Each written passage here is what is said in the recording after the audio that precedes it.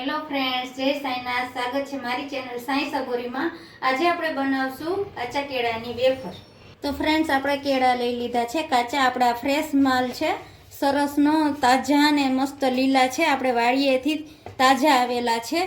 તો આપણે હવે એને છાલ ઉતારી લેશું અને બધા કટ કરી લેશું આ રીતે. અને તેમાં આપણે જોશે જીરાનો પાવડર, આખા જીરાનો પાવડર, સંચર પાવડર અને તીખાની ભૂકીનો પાવડર.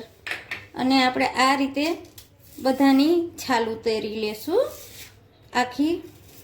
તો ફ્રેન્ડ, આ રીતે છાલ ઉતારતી જવાની અને આપણે આ નિમક આ રીતે આપણે છાંટી દેવાનું, એટલે આપણા કેળા કાળા ના પડે.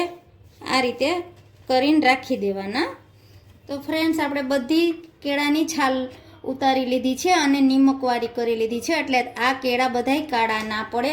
હવે આપણે એની સ્લાઇડ કરી લેશું આ રીતે બધી. આ ફરાળમાં આપણે 11 રહીએ કે તહેવાર ગમે તે રહીએ તો આ તેમાં આપણે બધામાં ઉપયોગી આવે.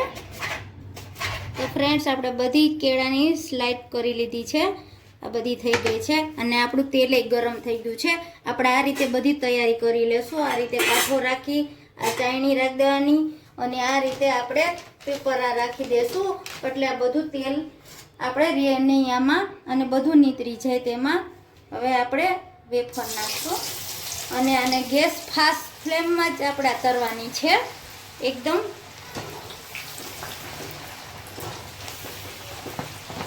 તો ફ્રેન્ડ્સ, થોડી તળાય એટલે આપણે નિમકવાળું આ પાણી કરેલું છે તે આપણે 1 ચમચી 1.5 ચમચી આમાં નાખી દેશું, એટલે એકદમ બબુલ થશે.